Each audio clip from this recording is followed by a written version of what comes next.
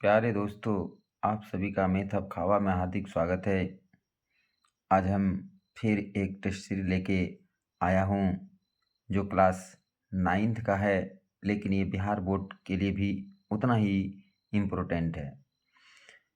इस test series में हम अधिकांश क्वेश्चन जो है ब्रीथ से लिए हैं। तो अब आप देख पा रहे हैं कि हमारा पहला क्वेश्चन क्या है। पहला नंबर 1 नंबर क्वेश्चन है कि जिस निश्चित बिंदु से वृत्त खींची जाती है उसे कहते हैं। जिस निश्चित बिंदु से वृत्त खींची जाती है उसे क्या कहते हैं। तो पहला नंबर क्वेश्चन है कि जिस निश्चित बिंदु से वृत्त खींची जाती है उसे हम क्या कहते हैं। तो इसका सही जवाब क्या होगा, तो केंद्र होगा।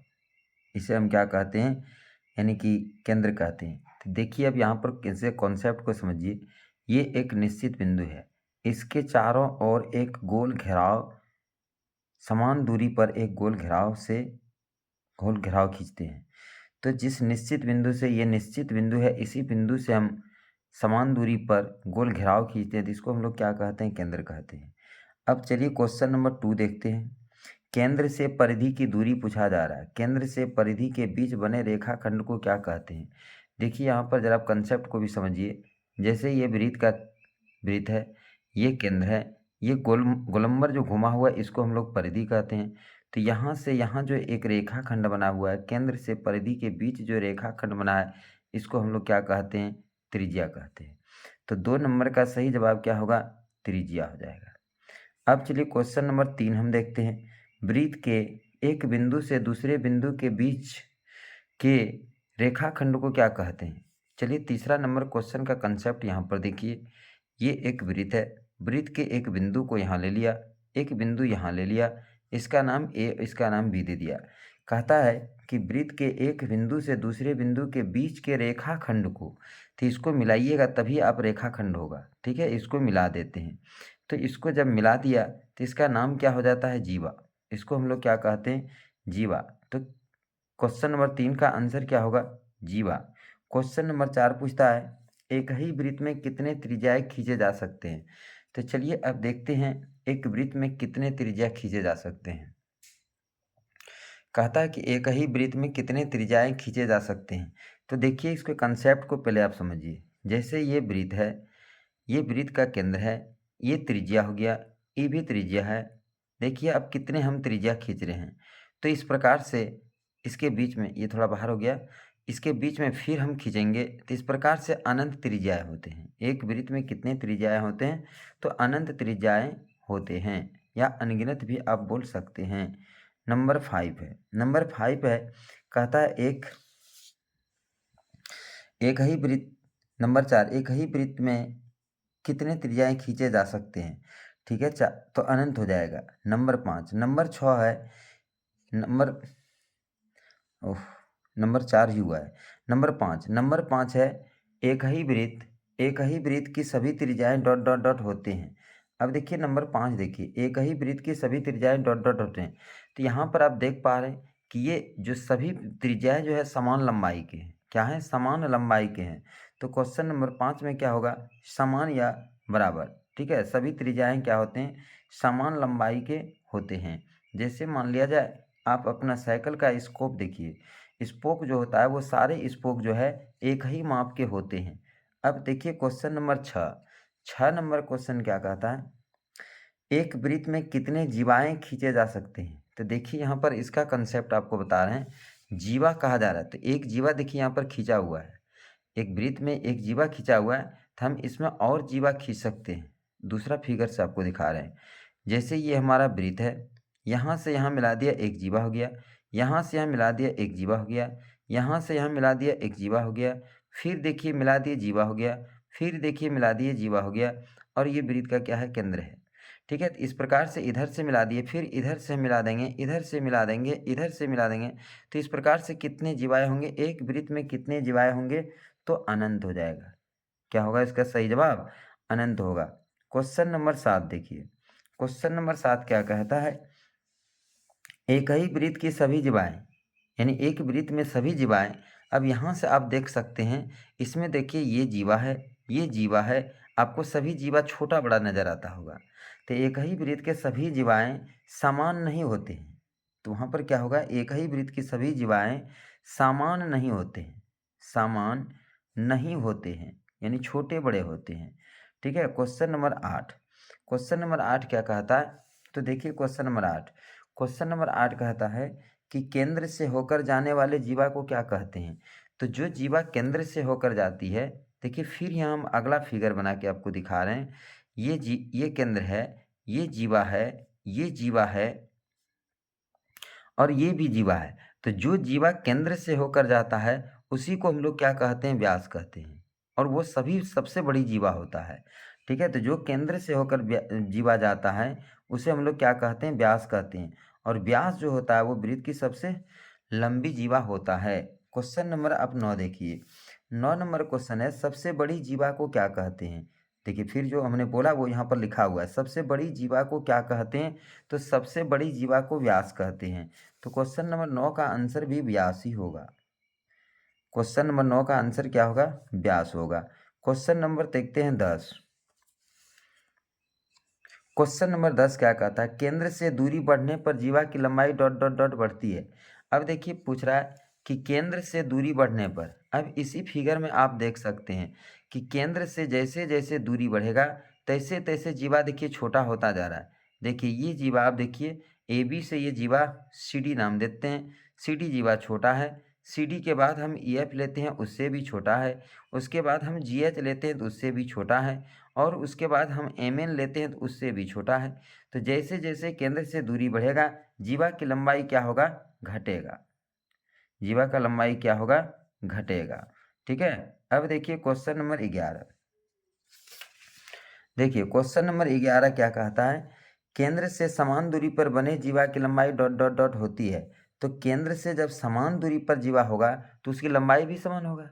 केंद्र से समान दूरी पर जीवा की लंबाई क्या होगा, समान होता है। तो क्वेश्चन नंबर 11 का सही जवाब क्या होगा, समान। Question number 12। अब देखिए क्वेश्चन नंबर 12, 12 नंबर क्वेश्चन क्या कहता है, 12 नंबर कहता है दो बराबर जीवाएं केंद्र पर डॉट डॉट डॉट कौन बनाती है। जब दो जीवा बराबर है तो वो केंद्र पर भी क्या बनाएगा, कौन बनाएगा। कैसा कौन बनाएगा, समान कौन बनाएगा, बराबर कौन। जैसे हम यहाँ फिगर से आपको समझाते हैं।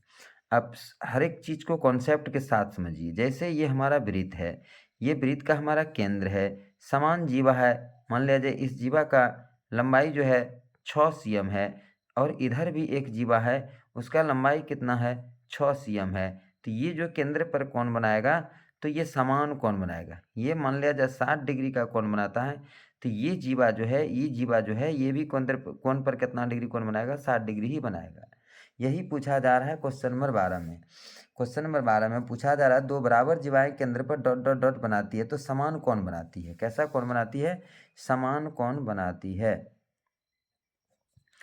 चलिए देखते हैं क्वेश्चन नंबर 13। क्वेश्चन नंबर 13 क्या कहता है, कहता है केंद्र से दूरी बढ़ने पर जीवा की लंबाई, केंद्र से दूरी घटने पर है, केंद्र से दूरी घटने पर जीवा की लंबाई।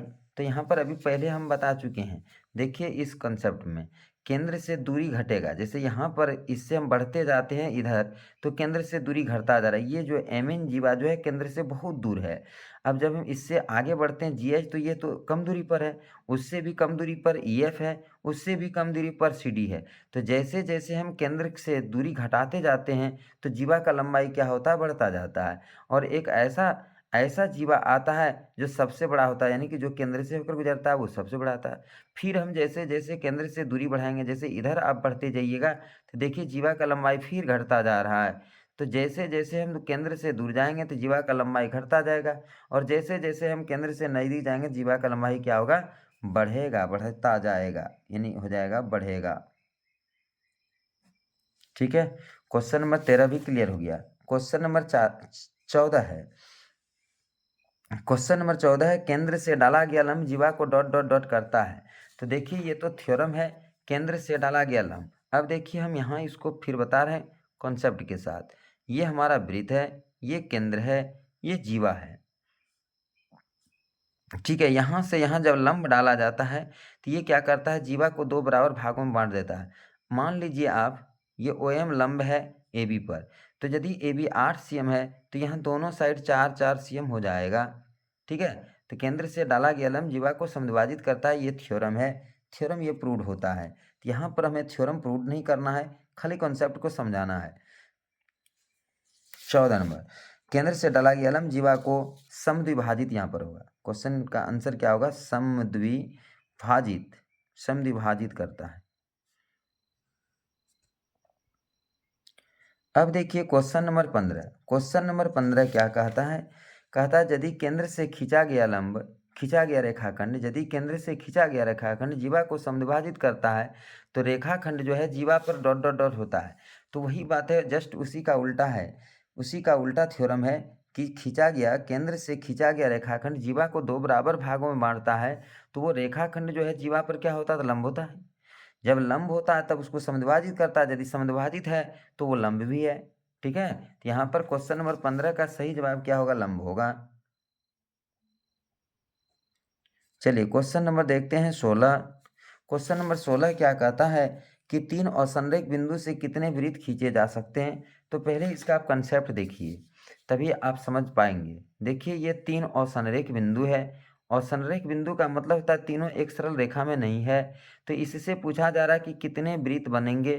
तो देखिए आप वृत्त बना के, तो इससे आप देखिए एक ही वृत्त बनेगा, थोड़ा टेढ़ा हो गया। ठीक है, तो तीन तीन असंरेख बिंदु से एक एक वृत्त बनता है, दो वृत्त कभी नहीं बनता है। इस बात को आप ध्यान में रखिएगा। तो क्वेश्चन 16 का सही आंसर क्या होगा, 1। क्वेश्चन नंबर 17 क्या कहता है, चलिए हम देखते हैं क्वेश्चन नंबर 17। वृत्त की समान चाप केंद्र पर डॉट डॉट डॉट बनाती है। तो वृत्त की समान चाप केंद्र पर समान कोण बनाती है। अब इसको जरा देख लेते हैं, समान चाप क्या होता है। देखिए यहाँ पर फिर हम एक फिगर बना रहा हूँ, ये हमारा वृत्त है। समान चाप, चाप कहता है यहाँ से यहाँ, जैसे यहाँ से यहाँ इसको बोलते हैं चाप, यानी कि ए जो है, ए से बी जो है, ये चाप की लंबाई है। ये केंद्र पर कोण बनाएगा, तो इसको आप केंद्र से मिला दीजिए चाप के सिरे को। ठीक है, फिर यहाँ जो है समान चाप उसी नाप का, जैसे मान लीजिए 6 cm का चाप है, तो इधर भी आप 6 cm का चाप CD ले लीजिए और इसको भी आप केंद्र पर मिला दीजिए। तो यहाँ पर यदि 40 डिग्री का कोण बनता है तो यहाँ पर भी 40 डिग्री का ही कोण बनेगा। ठीक है, तो समान जीवाएं केंद्र पर समान कोण बनाती है और समान चाप जो है केंद्र पर समान कोण बनाती है। तो चाप में यदि इस बिंदु को आप मिला देते हैं तो यही तो जीवा हो जाता है, इसी का दूसरा नाम चाप कर्ण है। इसको मिला देते हैं तो यही तो जीवा है, जिसको चाप कर्ण हम चाप कर्ण भी बोलते हैं, जीवा भी बोलते हैं। ठीक है, तो यानी कि ये दोनों जीवा, ये चाप कर्ण, चाप का जो दोनों बिंदु है, अंतिम बिंदु, इसी को हम केंद्र से मिलाते हैं तो ये समान कोण बनाती है। यानी कि जीवा समान कोण बनाती है, चाप भी समान कोण बनाती है, दोनों एक ही चीज है। ठीक है, अब चलिए क्वेश्चन नंबर 17। 17 में समान हो जाएगा, 17 का आंसर क्या होगा, समान। अब चलिए देखते हैं क्वेश्चन नंबर 18। क्वेश्चन नंबर 18 क्या कहता है, यदि वृत्त की त्रिज्या 2.5 cm है तो व्यास कितना होगा। व्यास पूछा जा रहा है, तो व्यास बराबर क्या होता है, d बराबर होता है 2r, 2 और r दिया हुआ है 2.5, तो यानी कि गुना करने के बाद कितना cm हो जाएगा, 5 cm हो जाएगा। ठीक है, व्यास जो है त्रिज्या की दुगुनी होती है। क्वेश्चन नंबर 18 हो गया। क्वेश्चन नंबर 19, यदि वृत्त का व्यास 8.6 हो तो त्रिज्या क्या होगा। त्रिज्या जो है व्यास की आधी होती है। r बराबर क्या होता है, d/2 होता है। तो d बराबर कितना दिया हुआ है, 4.6। d बराबर कितना, 8.6 है, तो 8.6 है, 2 से भाग दे देंगे तो कितना हो जाएगा, 4.3 cm हो जाएगा। अब देखिए क्वेश्चन नंबर 20। क्वेश्चन नंबर 20 क्या कहता है, एक समचतुर्भुज का एक विकर्ण 10 cm है एवं क्षेत्रफल 80 सेंटीमीटर स्क्वायर है, तो दूसरा विकर्ण क्या होगा। देखिए क्वेश्चन नंबर 20 में क्या है, समचतुर्भुज आ गया। तो समचतुर्भुज का क्षेत्रफल बराबर क्या होता है, समचतुर्भुज का क्षेत्रफल बराबर होता है हाफ गुना दोनों विकर्णों का गुणनफल, दोनों विकर्णों का गुणनफल। ठीक है, तो क्षेत्रफल दिया हुआ है, कितना दिया हुआ क्षेत्रफल 80 और एक विकर्ण 10 है, तो क्षेत्रफल 80 है बराबर हाफ गुना एक विकर्ण 10 है, तो दूसरा निकालना है, क्या निकालना है, दूसरा विकर्ण का लंबाई निकालना है। कटा दीजिए, 2 पंचे 10, 5 16 80 यानी 16 cm। दूसरा विकर्ण क्या हो जाएगा? 16 cm हो जाएगा दूसरा विकर्ण। अब चलिए देखते हैं क्वेश्चन नंबर 21। 21 क्या कहता है? सर्वांगसम वृत्त की त्रिज्या होती है जब दो वृत्त सर्वांगसम है। सर्वांगसम का मतलब होता है कि वैसे दो वृत्त जिसको एक दूसरे पर चढ़ा दें, लदा दें तो पूरी पूरी ढक ले। ठीक है, तो ये तभी संभव है जबकि दोनों का त्रिज्या समान होगा। जब दोनों का त्रिज्या समान होगा तभी वो एक वृत्त दूसरे वृत्त को ढक सकता है। तो इसलिए सर्वांगसम वृत्त की त्रिज्याएं क्या होते हैं? समान। सर्वांगसम वृत्त की त्रिज्याएं क्या होते हैं? समान। एक ही त्रिज्या का होगा तभी वो एक दूसरे को ढकेगा, अन्यथा नहीं ढकेगा। अब है सर्वांगसम वृत्त के क्षेत्रफल। फिर तो वही हो गया, जब एक वृत्त दूसरे वृत्त को पूरे पूरे ढक लेता है तभी वो सर्वांगसम होता है। और फिर सर्वांगसम हो गया तो दोनों के क्षेत्रफल क्या होंगे? समान होंगे। तो इसका भी सही जवाब क्या होगा? समान होगा। क्वेश्चन नंबर है 23। 23 नंबर क्वेश्चन क्या कहता है? एक वृत्त में कितने जीवाएं खींचे जा सकते हैं? एक वृत्त में कितने जीवाएं खींचे जा सकते हैं? इसका शायद आंसर पहले हो चुका है। एक वृत्त में कितने जीवाएं खींचे जा सकते हैं, तो अनंत होगा इसका आंसर। एक बार ये हो चुका है, ये रिपीट हो गया, अनंत। ठीक है, क्वेश्चन नंबर देखते हैं 24। क्वेश्चन नंबर 24 क्या कहता है कि चतुर्भुज के चारों कोनों का योगफल कितना डिग्री होता है? तो चतुर्भुज के चारों कोनों का योगफल कितना डिग्री होता है? 360 डिग्री होता है। ये भी एक थ्योरम है जो कि पीछे प्रूव हो चुका है। अब है क्वेश्चन नंबर 25। कहता है कि समांतर चतुर्भुज के आसन्न कोणों का अनुपात 4:5 है, तो सभी कोणों को ज्ञात करें। समांतर चतुर्भुज पूछा जा रहा है और उसका आसन्न कोण देखिए, यहाँ पर फिगर से आपको समझा रहे हैं। ये हमारा समांतर चतुर्भुज है और ये कोण और ये कोण देख रहे हैं, आसन्न कोण इसको बोलते हैं। ए बी जो है आसन्न कोण है, तो कोण ए अनुपात कोण बी बराबर कितना है? 4:5 है। इसको मान लीजिए, तो कोण ए बराबर क्या मान लीजिए? 4x। कोण बी बराबर क्या मान लीजिए? 5x। और हम लोग सूत्र पढ़े, क्या पढ़े हैं? आसन्न कोणों का योगफल बराबर होता है 180 डिग्री। इसको आपको याद रखना होगा। समांतर चतुर्भुज के आसन्न कोणों का योगफल कितना डिग्री होता है? 180 डिग्री। तो 4x जोड़ 5x बराबर 180 डिग्री। 9x बराबर 180 डिग्री। x बराबर 180/9, तो यानी कि 20 डिग्री हो गया। x बराबर कितना डिग्री हो गया? 20 डिग्री। तो कोण a बराबर कितना है? 4x, यानी 4 गुना 20 बराबर क्या डिग्री? 80 डिग्री। कोण b बराबर कितना है? 5x, यानी 5 गुना 20 बराबर कितना डिग्री? 100 डिग्री। तो यानी दोनों कोण कितना डिग्री होगा? 100 डिग्री और 80 डिग्री होगा। तो जब 100 डिग्री 80 डिग्री हो गया ए बी, तो फिर यहाँ अन्य कोण निकालने का आता है, सी डी भी निकालने का आता है। तो समांतर चतुर्भुज का सम्मुख कोण बराबर होते हैं। जब ए निकला 80 तो सी भी क्या होगा? 80 होगा। जब बी निकला 100 डिग्री तो ए डी कितना होगा? 100 डिग्री। तो इस प्रकार से चारों कोण निकल गया। क्या निकला? कोण ए बराबर 80, सी बराबर 80, बी बराबर 100, डी बराबर 100। यही है इसका आंसर होगा। तो चलिए दोस्तों, आज हम 25 क्वेश्चन को ही लिए थे, जो कि बहुत ही बिहार बोर्ड एग्जाम के लिए इम्पोर्टेंट है, 9 के लिए भी उतना ही इम्पोर्टेंट है, और साथ ही साथ अन्य कंपटीशन के लिए भी इम्पोर्टेंट है। यहाँ पर वृत्त के सारे कंसेप्ट को बताते हुए ऑब्जेक्टिव्स को लिया हूँ। ठीक है, तो फिर मिलते हैं अगले दिन अगले टेस्ट सीरीज के साथ। जय हिंद, जय भारत।